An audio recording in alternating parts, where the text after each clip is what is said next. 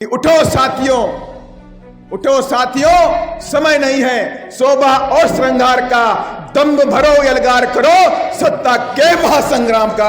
ये सत्ता का महासंग्राम शुरू हो चुका है। अब हमें पास समय नहीं है, हम सबको उसकी तरफ तैयारी करना पड़ेगा। ये तमाम पार्टियां हैं यहाँ पर जो सामाजिक न्याय की बातें करती हैं, चाहे वो आरजेडी हो, चाहे वो जेडीयू हो, चाहे वो कांग्रेस हो, वो तमाम जाति और पार्टियां, अलग अलग जातियों की बनाई गई पार्टियां जो आरएसएस और सामंतवादियों ने यहां पर बनाई है, उनका एक मकसद है कि बहुजनों की ताकत को यहां पे कमजोर कर दो और ये बहुजन समाज के लोग अपनी जातियों में बढ़ जाएं ताकि ये सत्ता के केंद्र तक कभी ना पहुंच पाए। लेकिन मैं आपसे कहना चाहता हूं, एक ही रास्ता है इस देश के अंदर बहुजनों को सत्ता में आने का, कि आप अपने बहुजन समाज को अंदर जागृत पैदा करिए, उनको समझाने का काम करिए, उन्हें संविधान की ताकत, वोट की ताकत और सत्ता की ताकत का सपना दिखाने का काम करिए। जब तक ये काम आप नहीं करेंगे तब तक हम आगे नहीं बढ़ सकते। उन्होंने कहा जिस घर से कोई बच्चा पढ़ाई नहीं करेगा तो उसे 1 रुपया हर्जाना देना पड़ेगा। आप समझ लीजिए, ये माने वो सरकार जो कह रही थी कि आपको अपने बच्चों को पढ़ाना है, अगर आप अपने बच्चों को पढ़ाओगे नहीं तो 1 रुपया हर्जाना देना पड़ेगा सरकार खाते में। ये नियम हमारे छत्रपति साहू जी महाराज ने देने का काम किया। हम चंद्रमा में पहुंच गए, मंगल पे पहुंच गए, लेकिन सोच अभी उनकी विकसित नहीं हो पाई। ये दुर्भाग्य है। जाति के जंजीरों में जकड़ा हुआ भारत, आपने अभी हाल में ही कई सारी घटनाओं को देखने का काम किया। उड़ीसा में देखा आपने, इटावा में आपने देखा, ऐसी सारी घटनाएं मध्य प्रदेश में देखने का मिली। तो 100% 2025 में बहुजनों का आगाज बिहार की विधानसभा के अंदर होने वाला है, कोई रोक नहीं सकता। तमाम तरह के अधिकार छीने जा रहे हैं, संवैधानिक अधिकार छीन लिए गए, संविधान को कमजोर किया जा रहा है, लेकिन कोई नेता खड़ा नहीं होता। लेकिन एक नेता खड़ी होती है, आपकी शेरनी बहन जी, आपकी शेरनी बहना खड़ी होती हैं।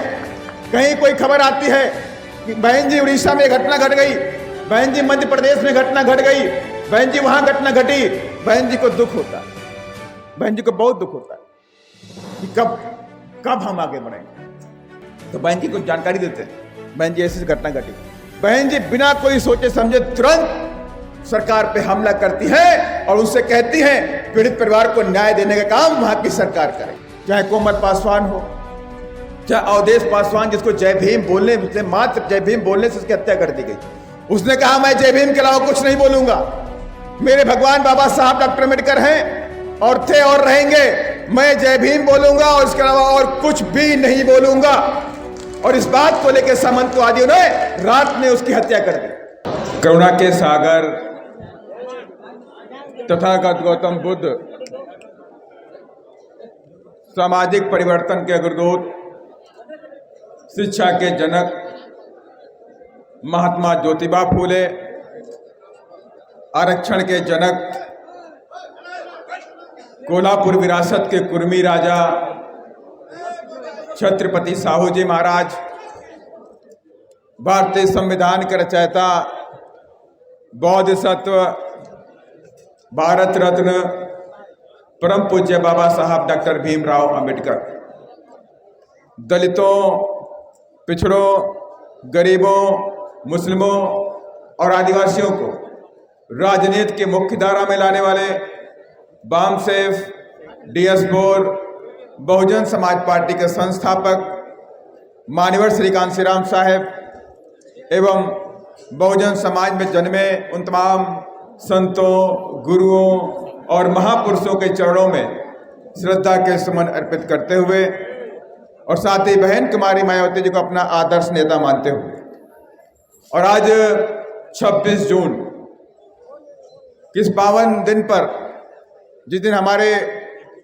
आरक्षण के जनक छत्रपति साहू जी महाराज जी का जन्म दिवस है, और आज इस जन्म दिवस के अवसर पर पटना की धरती पर हम सबके बीच में बहुजन समाज के जवानों की धड़कन, और जिनको बब्बर शेर के नाम से भी जानते हैं लोग, हमारे chief coordinator, national coordinator, chief national coordinator Shri Akash Anand ji का मैं स्वागत अभिनंदन करता हूं कि आज आप पटना की धरती पे आए हैं।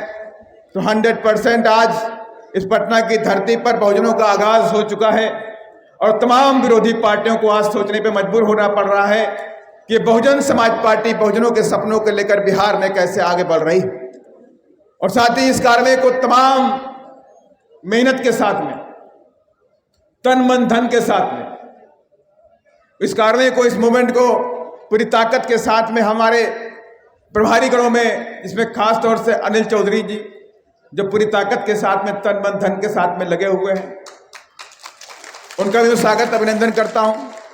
और साथ ही में स्वागत अभिनंदन करता हूं यहाँ के जो स्टेट कोऑर्डिनेटर हैं, जो उत्तर प्रदेश से आए हैं, सुरेश राव जी, उमा शंकर गौतम जी, ये अपना पूरा टाइम दे रहे हैं, उनका भी मैं स्वागत अभिनंदन करता हूं।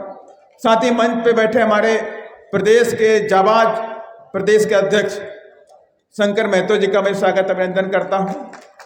और साथ ही उनके बगल में बैठे हैं झारखंड के प्रदेश के प्रभारी हमारे श्रीकांत जी, उनका भी स्वागत अभिनंदन करता हूं।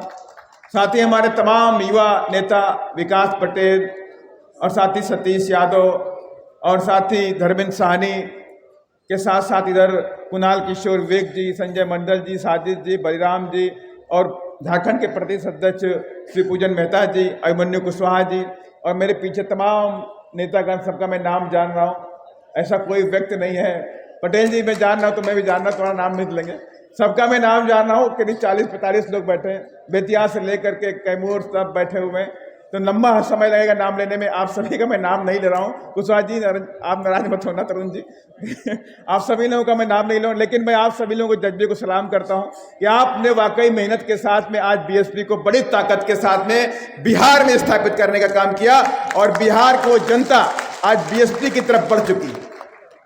और आज साथियों मैं आपसे कुछ पॉइंटों को लेकर आना चाहता हूँ। आज छत्रपति साहू जी महाराज की जयंती, जो सामाजिक न्याय के पुरोधा थे, जिन्होंने अपने राज के अंदर सामाजिक न्याय देने की बात करी, और इस सामाजिक न्याय की पुरोधा के तमाम तरह के बातें हम सबके सामने लाने काम के, जो हमारे अभी चीफ नेशनल कोऑर्डिनेटर बहुत सारी बातें रखने का काम करेंगे।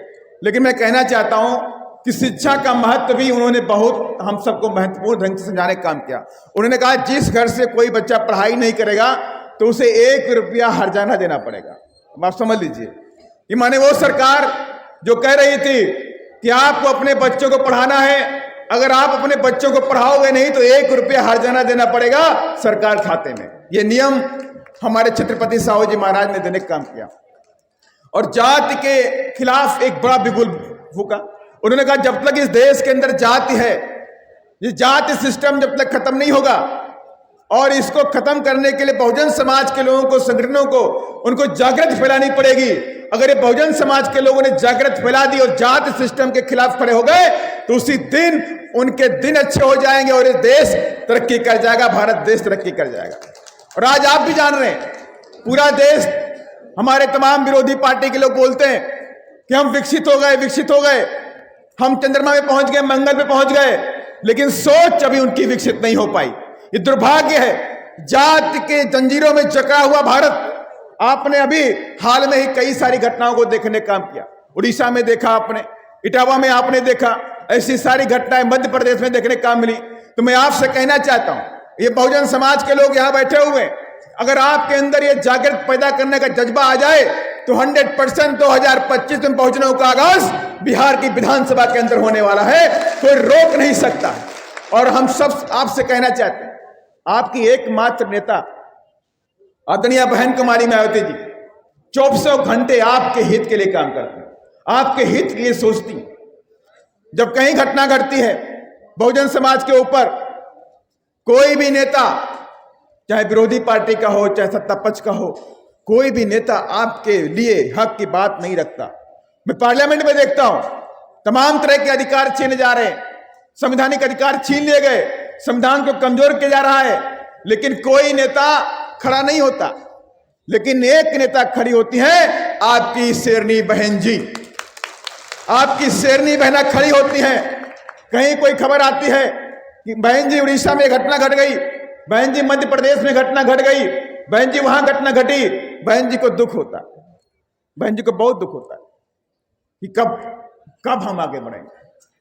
तो बहन जी को जानकारी देते हैं, बहन जी ऐसी घटना घटी, बहन जी बिना कोई सोचे समझे तुरंत सरकार पे हमला करती है और उससे कहती है पीड़ित परिवार को न्याय देने का काम वहां की सरकार करे, तब जाके बात बनती साथी।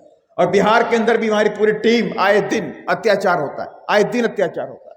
चाहे कोमल पासवान हो, चाहे अवधेश पासवान, जिसको जय भीम बोलने से, मात्र जय भीम बोलने से उसकी हत्या कर दी गई। उसने कहा मैं जय भीम के अलावा कुछ नहीं बोलूंगा। मेरे भगवान बाबा साहब डॉक्टर अम्बेडकर हैं और थे और रहेंगे। मैं जय भीम बोलूंगा और इसके अलावा और कुछ भी नहीं बोलूंगा। और इस बात को लेकर सामंतवादियों ने रात में उसकी हत्या कर दी। और वैसे वैशाली के अंदर भी उस पासवान बच्चे की हत्या कर दी। उसने कहा मैं 14 अप्रैल की जयंती मनाऊंगा। कोमल पासवान को होली के दिन गाड़ी से कुचल के मारा गया। कैमूर के अंदर, पर्वत पर गांव के अंदर दलित समाज के लोगों को खींच के मारा गया। एक घटनाएं नहीं है, ये तमाम घटनाएं हैं। बिहार के अंदर बच्ची के साथ में बलात्कार हो गया। हॉस्पिटल में पहुंची, एम्बुलेंस में पड़ी रही, लेकिन डॉक्टर ने उसका इलाज नहीं किया, उसकी मौत हो गई। और हम लोग सीतामढ़ी गए थे, दरभंगा गए थे। दरभंगा मुझे याद आ गया, हम दरभंगा गए थे। एक बच्ची के साथ बलात्कार हुआ, बच्ची के साथ बलात्कार हुआ। कई लोगों ने बलात्कार किया, उसके परिवार के लोगों को पता ही नहीं था। उन्होंने कहा मेरी बच्ची के साथ किसी के साथ चली गई। शर्म के मारे पुलिस में नहीं गए, लेकिन उसकी बॉडी मिली। बॉडी वो भयंकर रूप से घायल बॉडी मिली, सांसें चल रही थी। लोगों ने उसको उठा करके अस्पताल पहुंचा दिया। जब कई दिनों बाद उसका होश आया तो उस बच्ची ने बोला कि मेरे पिताजी का नाम यह है, मैं इस गांव की रहने वाली हूं। तब उसके पिताजी वहां पर पहुंचे और मैं जब वहां पहुंचा, अनिल जी जब वहां पहुंचे, मेरी पूरी टीम पहुंची, तो मालूम हुआ, दंग रह गए कि वहां के अधिकारियों को, वहां के डॉक्टरों को मालूम ही नहीं था कि वहां पर कोई रेप पीड़िता का इलाज करना भी है। कोई इलाज नहीं कर रहा था उसको। और कहां डाला हुआ था? गाइनो डिपार्टमेंट में डाल दिया उसको। कोई जा नहीं रहा था। ये बीएसपी की ताकत रही कि बीएसपी पहुंची, तब जाके उसको न्याय मिला और उसको इलाज हो पाया। सर, तमाम तरह की घटनाएं पूरे देश के अंदर होती, तमाम तरह के पीड़ित परिवार के लोग बड़ी आशा भरी निगाहों से बीएसपी की तरफ देखते हैं। कहते बीएसपी मेरी आगे होती तो मेरे बच्चों के साथ में बलात्कार नहीं होता, इनके साथ अत्याचार नहीं होता। और इसलिए मैं आज सबसे आह्वान करता हूं, ये तमाम पार्टियां हैं यहां पर जो सामाजिक न्याय की बातें करती हैं, चाहे वो आरजेडी हो, चाहे वो जेडीयू हो, चाहे वो कांग्रेस हो, वो तमाम जाति और पार्टियां, अलग अलग जातियों की बनाई गई पार्टियां जो आरएसएस और सामंतवादियों ने यहां पर बनाई है, उनका एक मकसद है कि बहुजनों की ताकत को यहां पे कमजोर कर दो और ये बहुजन समाज के लोग अपनी जातियों में बढ़ जाएं ताकि ये सत्ता के केंद्र तक कभी ना पहुंच पाए। लेकिन मैं आपसे कहना चाहता हूं, एक ही रास्ता है इस देश के अंदर बहुजनों को सत्ता में आने का, कि आप अपने बहुजन समाज को अंदर जागृत पैदा करिए, उनको समझाने का काम करिए, उन्हें संविधान की ताकत, वोट की ताकत और सत्ता की ताकत का सपना दिखाने का काम करिए। जब तक ये काम आप नहीं करेंगे तब तक हम आगे नहीं बढ़ सकते, हम कितना प्रयास कर लें। लेकिन हमें पूरी आशा विश्वास है कि बिहार के अंदर बयार चल पड़ी है, बिहार के अंदर बसपा की बयार चल पड़ी है। आज तमाम वो पार्टियां, उनको नींद नहीं आ रही, उनके रात में सपने में हाथी दिखाई पड़ता है। तमाम मेरे लोगों ने बताया भी कि साहब फला फला पार्टी की मीटिंग हो रही है, उसमें एक बात की चर्चा आती है कि ये बीएसपी कैसे आगे बढ़ रही है, ये बीएसपी बिहार में कैसे आगे बढ़ रही है। और बीएसपी में बिहार में आगे बढ़ करके रहेगी जिस तरह से आप सब काम करने में लगे हुए हैं। ये काम रुकना नहीं चाहिए। 100% हम कार्रवाई की तरफ आगे बढ़ करके रहेंगे। और मैं आप सबसे ये बात कहूंगा, एक लाइन में बात कहूंगा,